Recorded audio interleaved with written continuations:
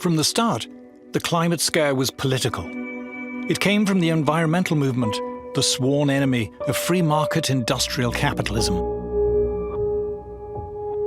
Finally, we've got them. We can claim that it is the free markets who are destroying the planet, and we need big government to save us.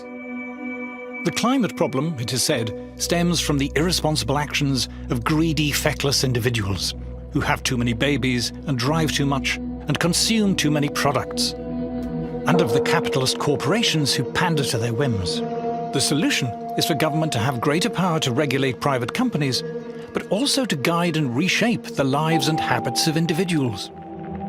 Policy agenda has sprawled into micromanaging everybody's lives on the most minute detail. What kind of stove you can use, what kind of heater you can have, how much you can set the thermostat out, where you can drive, what kind of car you can't.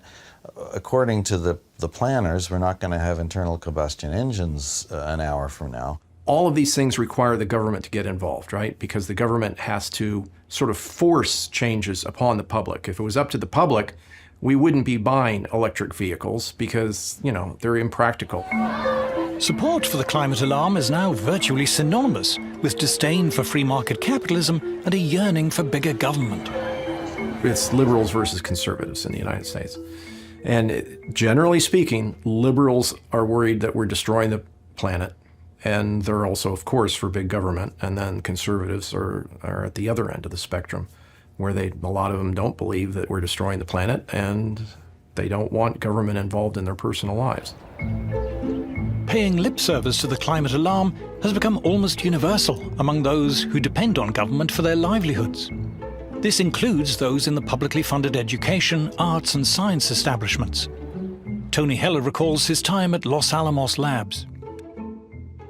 The entire county of Los Alamos was kept going by government money. That we had the highest incomes in the state. So naturally, people who lived in Los Alamos supported big government because that was where their livelihood came from. That was where their good schools came from. Everything good in Los Alamos came from the government. So of course, they were all believers in big governments. Among the largely publicly funded Western intelligentsia, support for more government spending and regulation is almost a defining moral badge. In these circles, to question the climate alarm is socially unacceptable. To be a climate skeptic is taboo. Somebody that goes against it really does get met with a lot of anger and vitriol. And, you're called a denier, a science denier, and a heretic. Your colleagues won't engage with you anymore. You don't get invited to conferences. Your students may desert you. This is all really terrible. Professors Hendrik Svensmark and Nir Shaviv describe what happened when they published their results on the climatic effects of solar activity.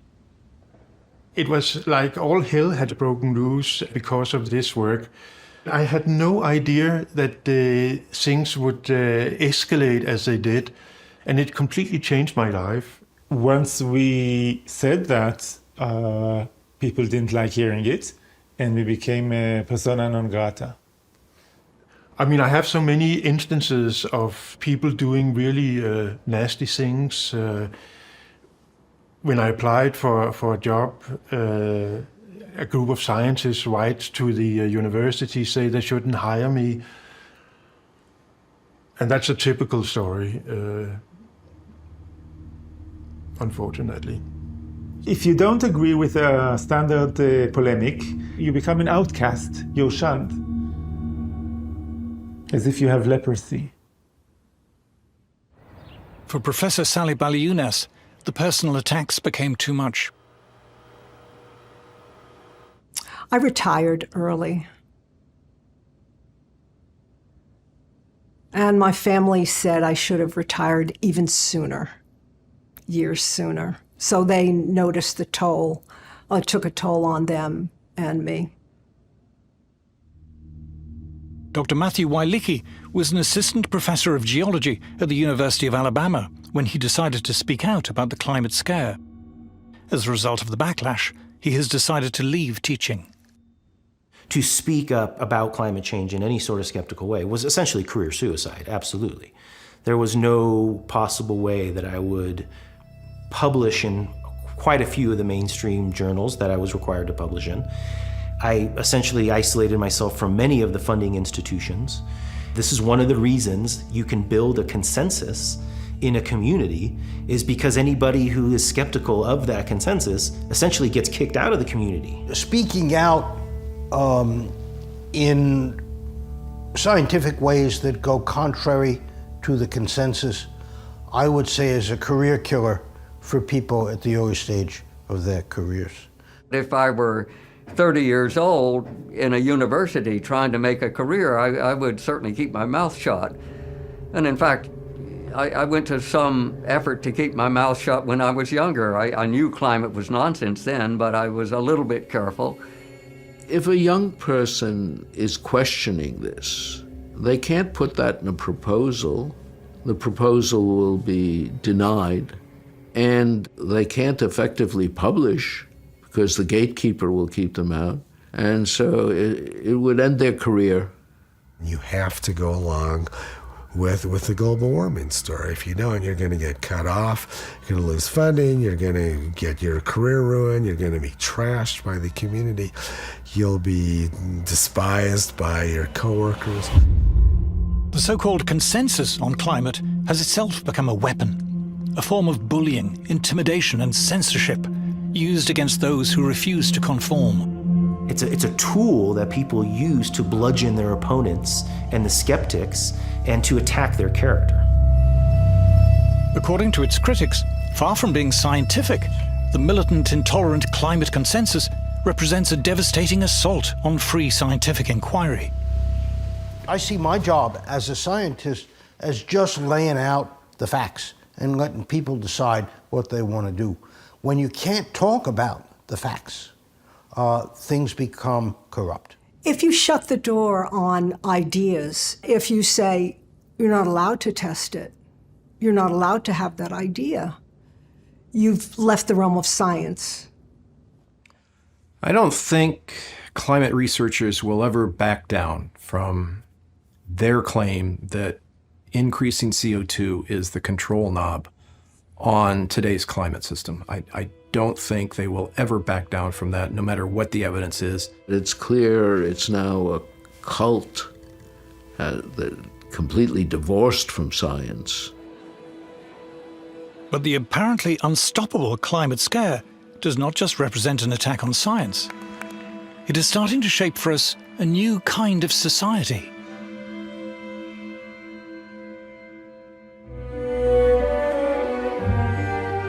Environmentalists like to pose as anti-establishment, but their demands are well received and piously echoed by King Charles and the Archbishop of Canterbury, the BBC, the UN, the EU, by heads of government, the World Bank and World Economic Forum. In fact, by the entire state-funded ruling establishment. Global warming is like the perfect problem that government can get involved in to grow the influence of government. It's a wonderful way to increase government power. And if there's an existential threat out there that's worldwide, well, you need a powerful worldwide government, to cope with it. If you're a climate activist, you're actually facilitating a huge validation of the government running our lives. Many environmentalists, most environmentalists, all environmentalists who consider themselves to be radical, progressive alternatives are in fact simply reinforcing the mantras and the mainstream arguments of the entire establishment. The demands on the government mean that the government suddenly gains the authority to interfere into every nook and cranny of our lives and how we live. Everything has a climate narrative attached to it. How much you consume, where you spend your money, how much you travel, who you interact with, what types of food you eat, whether you eat meat. Everything has some sort of aspect that can be controlled with a climate lens. Suppose 20 years ago somebody had hatched the idea that I would really like to ban cheap energy. I'd really like to control everybody's appliance purchases. I'd really like to tell everybody where they can go. And basically, I'd like to have dictatorial control over everything, well, it's not going to fly. No, everybody would think you're a nut and would ignore you. But fast forward 20 years, that's what's happening. The publicly funded establishment in the West is so large and powerful. It is able to impose and enforce the official consensus on climate through its control of schools, universities, government, and much of the media. State broadcasters like the BBC exclude climate skeptics. Broadcasting regulatory bodies forbid private stations from disseminating skeptical views, threatening them with having their broadcasting licenses revoked. What normally happens in an emergency is that all normal forms of openness and democracy have to be suppressed, because how else to deal with an emergency? So we are facing a situation not unlike lockdown, where basically all normal forms of behavior, normal forms of social communication, and normal forms of democracy are essentially ruled out. Activists are even calling for any skepticism to be criminalized. In certain jobs and professions, it is now dangerous to express dissent on climate. It's no surprise that people who are more skeptical will think twice before voicing their concerns, because they might risk their careers, they might risk their business, they might risk being sacked. If you're a professional of any kind in science or law or medicine, if you belong to a professional association or you are in a university, you can be fired for saying what you believe. The consequence is a censorious, authoritarian regime that has to control every move, every word, everything you want to do, because everything you do is a potential risk to the survival of mankind.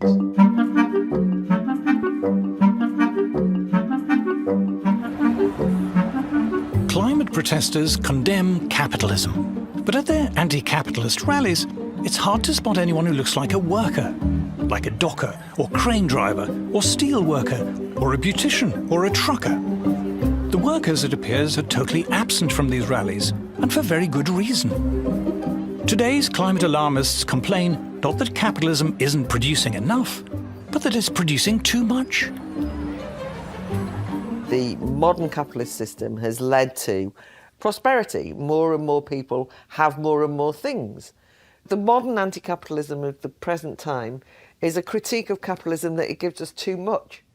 They think that the problem with capitalism now is actually that it's giving out too many rewards en masse to ordinary workers. And what they want instead, and this is often very explicit actually, is a much more austere, simple kind of lifestyle in which the mass consumption, the consumption choices of the great bulk of the population are controlled or even prohibited. You have to consume less, you have to holiday less, you have to drive less, you have to eat less, and so on.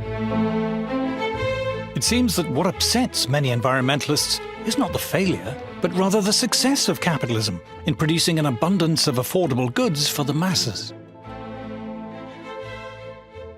Ordinary working people, for once, we've arrived at a point in history, in the Western world at least, where mass manufacture has allowed them cheap clothes, cheap food, cheap furniture. Therefore, you get a clash when affluent environmentalists express their disdain for mass consumption. People going on those big, huge cruise ships, it's like thousands of them. It's like, what are they doing? Oh my God, there's all those cruise ships, like ruining Venice, you know, ruining all our beautiful... We own them, don't we? They're not... What are they going there for? What you have here is a classic example of class hypocrisy and self-interest masquerading as public-spirited concern.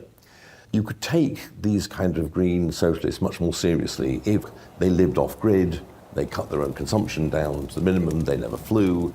Instead, you get constant talk about how human consumption is destroying the planet, but the people making all this talk show absolutely no signs of reducing their own.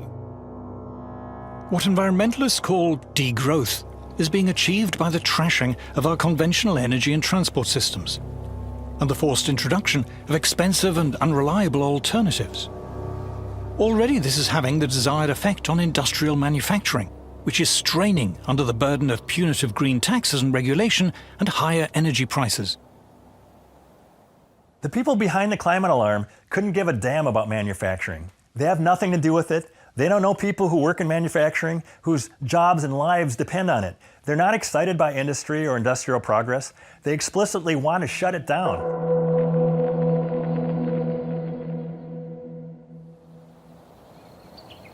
Kisii, Kenya, East Africa. According to many leading environmentalists, the world's poorest people should not aspire to the lifestyle of people in the first world. The planet will not cope. Grace Nyakananda is one of the many Africans who do not have electricity or gas to cook with or heat their homes. The resulting indoor smoke from burning wood and dry dung is the deadliest form of pollution in the world. For millions, the cause of lung disease, blindness, and early death.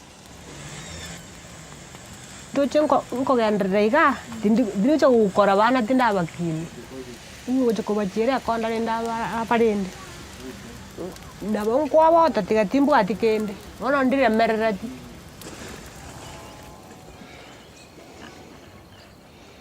not just cheap, reliable electricity that Africa needs. Agricultural productivity here is incredibly low. Increasing it takes fossil fuels to make fertilizer and drive tractors and other farm machinery. Jasper Mashogu is a farmer. Each and every African wants to develop, and improving agriculture is one of the easiest ways to do that. Agriculture is tightly tied to fossil fuels that the Western nations are saying we should not have access to. Around a third of the food produced in Africa rots before it ever reaches the mouths of consumers. To prevent this terrible waste, Africa needs plastic packaging, refrigerated lorries, and good roads. All are opposed by Western environmentalists. All come with industrial development. All rely on affordable fossil fuel energy. Diarrhea from drinking dirty water still kills hundreds of thousands of African children. But clean water requires large industrial water purification plants and a modern water supply network. And this will come only with cheap energy. I think it's pretty obvious that the West has got what it has because of fossil fuels. When people say Africa doesn't need fossil fuels, I wonder. I don't think they want what's best for us. They don't want us to develop, and that means we continue being starving. We continue being poor. Most people don't know what climate change is. They don't care. They want food on their table. They want to beat poverty. They want to beat hunger. They need money to better their lives. They want to flourish. That's just it. When they use the word sustainable development, they're talking about no development. Exactly. I mean, the point is that, to develop sustainably means not to use too much energy, not to use too much carbon, net zero, the idea that you mustn't use too many resources, the fact you mustn't produce enough consumer goods because consumption is bad. So ultimately, the idea of development is out the window. The Greens think the Africans should never use their resources the way the Europeans or the Americans or the Canadians or the Australians have used theirs. They are also in favor of punitive taxes, border taxes on any African country that wants to export their goods to Europe if they do use their resources. So that sums up the ethical ruthlessness and depravity of the green agenda. But climate alarmists have a problem. Many countries in Africa and across Asia are simply ignoring the environmentalist demands of Western governments and international agencies. Communist China is estimated to be building an average of 2 new coal power plants a week. China now uses more coal than the rest of the world combined. Which is one of the reasons why this whole climate agenda is falling apart, because the rest of the world is not cutting emissions, is not moving to renewables. In the West, too, for many people, climate alarmism is wearing thin. Ordinary people are not stupid, They have seen one ridiculous claim after another fail over and over. What this does is leave people with a profound and justified cynicism about what the scientific establishment says and about what the government says. To fix the climate crisis, we're told, we must give up our cars. We must pay more for fuel, heating, clothes, food, fly less, limit where we go. This attack on mass travel, mass tourism, mass consumption holds little appeal to the masses. People have started to realise it's going to cost them a lot of money to simply live the lives that they weren't leading, that they want to lead. And as soon as that started to happen, I could see people in the United Kingdom who had previously been indifferent to environmentalism suddenly think, how dare they do that, right? How dare they try and take away what we consider to be not luxuries, but necessities. The whole policy of sustainability is about restraint. It's about restriction, it's about doing less. And that, obviously, for most people is anathema to their everyday needs. The fact that there is actually an ideological movement of people who think that cheap mass production of whether it's houses or anything else is a problem. I mean, for God's sake, no wonder people become disdainful of the kind of middle-class outlook of environmentalism. But that is literally what people say. How can we stop people buying cheap things in shops? When climate protesters climbed onto an underground train in London's East End, they were not cheered on by working commuters. They were hurled abuse, pelted, angrily dragged off the train, and received rough treatment on the platform. If you were to go into a pub frequented mainly by what the Americans call blue-collar workers, you will find that being sceptical about climate change policy is not going to get you thrown out. Quite the contrary, somebody will probably buy you a drink. They can tell that behind all the talk about climate emergency, climate crisis, what there actually is an animus and a hostility towards them, their lifestyle, their beliefs, and a desire to change it by force if necessary. Punitive and restrictive policies, carried out both in the name of climate change and COVID, have sparked protests in Britain, Canada, and other Western countries. Anti-establishment politicians and movements are gaining support. What they underestimated was the fury that this would meet with ordinary people who just say, you can't do this, so you suddenly get this new movement. Many working people are not merely sceptical, but positively angry about the climate alarm and all that flows from it. There is a suspicion, or perhaps realization, that climate change is an invented scare, driven by self-interest and snobbery, cynically promoted by a parasitic, publicly funded establishment hungry for ever more money and power. An assault on the freedom and prosperity of the rest of us.